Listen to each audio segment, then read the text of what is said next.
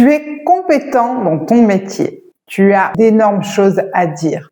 Le souci, ton niveau de français. Tu as l'impression d'être comme un enfant. Tu n'arrives pas à bien t'exprimer. Tu ne penses que l'on ne te prend pas au sérieux.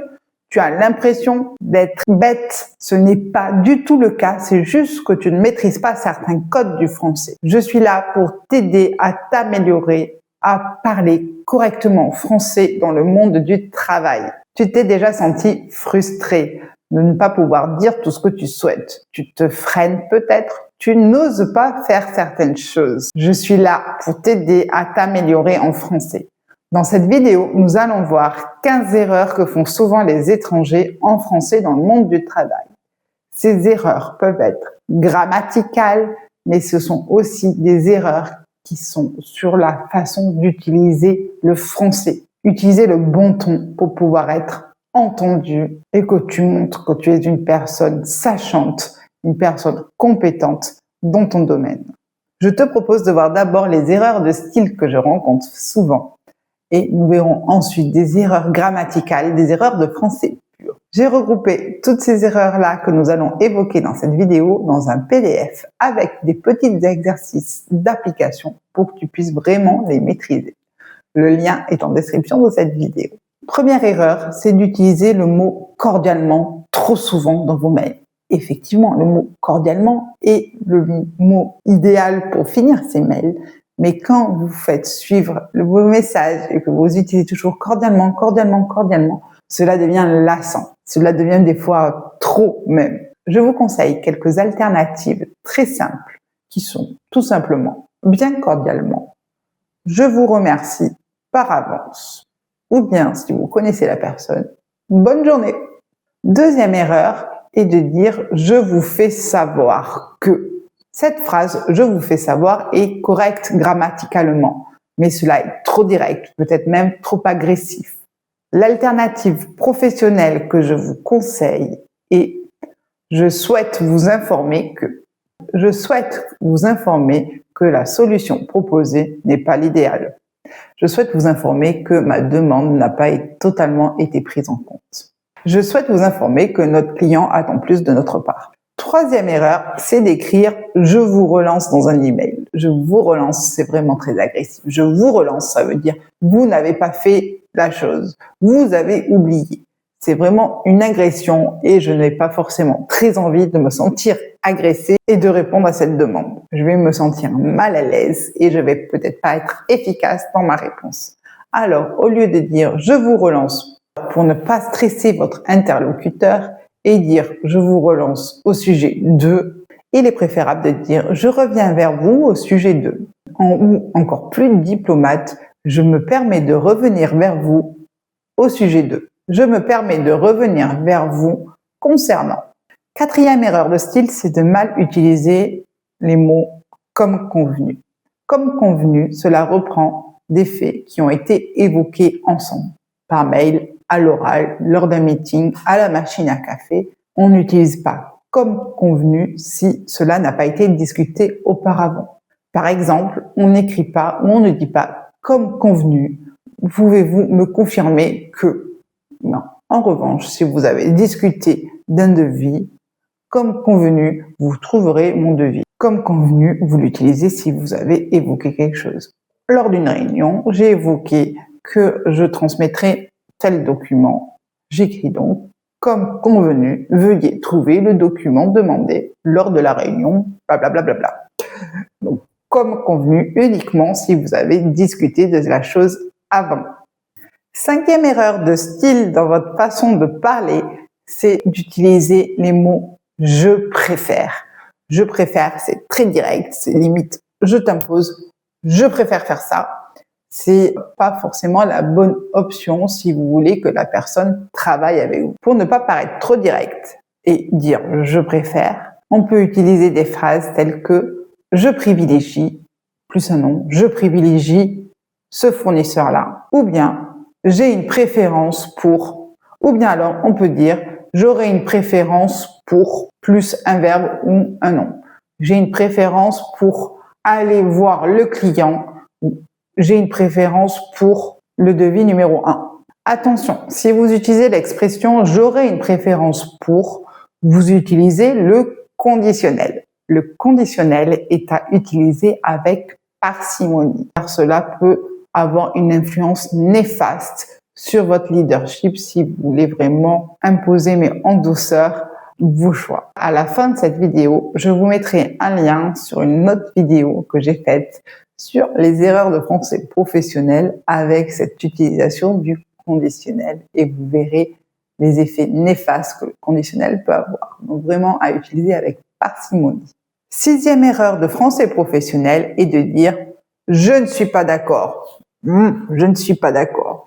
Cela ferme tout de suite la discussion et la personne n'a pas envie de continuer de parler avec vous. Je vous conseille plutôt de dire « je vois les choses différemment, je vois les choses d'un autre point de vue ». Ou encore plus actif, je propose une autre option. Ainsi, vous vous montrez plus collaboratif et les personnes auront plus envie de vous écouter. 7e erreur de style, que ce soit à l'écrit comme à l'oral, c'est d'utiliser tout le temps le mot urgent. Tout est urgent, urgent, faire ceci, urgent, faire cela. Peux-tu urgemment faire telle chose? Trop, trop, trop. Quand tout devient urgent, plus rien ne l'est. Oui, j'ai l'habitude, tu me dis toujours que c'est urgent, donc je ne vais pas plus faire les choses rapidement parce que c'est urgent, ça aussi c'est urgent, etc. Mon conseil, ne mettez urgent que si c'est vraiment urgent. Pour être plus efficace dans votre communication, privilégiez le délai. Dire « il me faut ça pour telle heure ». Dans les objets de mail, moi ce que j'aime bien mettre, c'est dire « faire telle chose pour aujourd'hui, 14 heures ». C'est clair, c'est précis, on sait mieux. Urgent, ça ne veut plus rien dire. Alors, je suis sûre que toutes ces astuces, vous dites oui, ça marche, c'est très intéressant. Et vous voulez certainement, dans votre quotidien, aussi avoir des astuces sur connaître vos erreurs de français pur. Est-ce que vous faites vraiment de grosses erreurs en plus de votre style sur, pas la grammaire, mais vraiment l'utilisation des expressions françaises? Effectivement, on peut retrouver plusieurs expressions mal utilisées en français par des étrangers. Je vais vous en donner d'autres. Des erreurs que l'on peut retrouver, c'est de dire « je suis disponible sur lundi ». Je suis disponible sur lundi n'est pas français. Ce n'est pas le mot « sur » qu'il faut utiliser. Il faut juste utiliser « aucun ». Je suis disponible lundi. 9e erreur au global et 2e erreur de grammaire, on va dire, et d'expression. C'est une erreur que l'on retrouve beaucoup chez les anglophones ou chez les personnes qui maîtrisent mieux l'anglais que le français. Cette erreur est de traduire to assist with par assister. En français, la première signification de assister, c'est être présent. J'ai assisté à une réunion. J'ai été présente à une réunion. Si vous voulez dire que vous avez aidé une personne, dites tout simplement aider. Par exemple, je peux vous aider à travailler sur ce projet. 10e erreur, c'est d'utiliser le mot problématique au lieu de problème. En français, le mot problématique désigne un ensemble de questions et non pas une difficulté. Si vous voulez exprimer une difficulté, utilisez le mot problème. Par exemple, nous avons un problème avec l'affichage de nos données sur notre logiciel. Autre erreur que je peux entendre des étrangers, c'est dire « je suis confus » pour dire « je suis désolé ». En français, être confus, ça veut dire ne pas être clair, être dans le brouillard. Je suis confus. Privilégiez plutôt l'expression « veuillez m'excuser » ou « je suis désolé ». 12e erreur de français professionnel, c'est de dire « je suis intéressé sur votre offre ». Devinez où est l'erreur? Je crois que j'ai un peu assisté. C'est le mot « sur ». On n'est pas intéressé sur quelque chose. On est intéressé par quelque chose. Je suis très intéressé par votre offre. 13e erreur, c'est des erreurs que j'ai pu voir aussi chez certains Français et c'est des erreurs qui m'énervent. C'est à l'écrit de voir écrit Monsieur en abrégé par MR. MR Dupont, Monsieur Dupont. Non, ce n'est pas français. Ça, c'est anglais. Et ici, on est en France, donc on veut parler correctement. C'est une petite erreur qui ne peut pas avoir de grosse incidence si elle est prise toute seule, mais cumulée, cela peut faire beaucoup. Surtout que c'est votre introduction. Généralement, vous commencez votre écrit par dire « Monsieur ». Donc, c'est madame. Donc, utilisez correctement cette abréviation et mettez juste en français M. Point. Et si vous voulez éviter toute erreur, écrivez monsieur en entier. Encore mieux. Autre erreur en français professionnel, c'est d'oublier les accents. Les accents, ce sont des choses importantes et cela peut même modifier la compréhension de la phrase. Par exemple, moi, quand je lis, je n'ai pas cette petite voix dans ma tête qui me dit « Je sais que certains d'entre vous, quand vous lisez, vous avez cette petite voix. Il y a des personnes comme moi qui ne s'entendent pas. Quand je lis, je vois les mots et je ne passe pas par une voix à l'intérieur de moi qui me dit des choses. Donc, les mots signifient des choses et, par exemple, le mot « a », s'il a un accent ou pas, va avoir une signification différente. Le mot « a » sans accent, c'est le mot « avoir », c'est le verbe « avoir ». Il a, elle a, il a. Le a avec un accent, c'est la préposition. Je vais à l'école. Je suis à votre écoute. Ce problème d'accent est moindre sur les majuscules. Les grandes lettres, les majuscules. J'ai appris à l'école qu'il ne faut pas mettre d'accent sur une majuscule, mais je sais que certains correcteurs d'orthographe demandent l'accent sur une majuscule. Donc là, le fait de ne pas mettre d'accent sur une majuscule n'est pas une erreur pour moi. Et enfin, la dernière erreur que je vous propose de voir, qui est souvent faite, c'est l'erreur classique de mélanger tutoiement et vouvoiement. Je sais que ça pose beaucoup de problèmes aux personnes qui n'ont pas cette différence-là dans leur langue.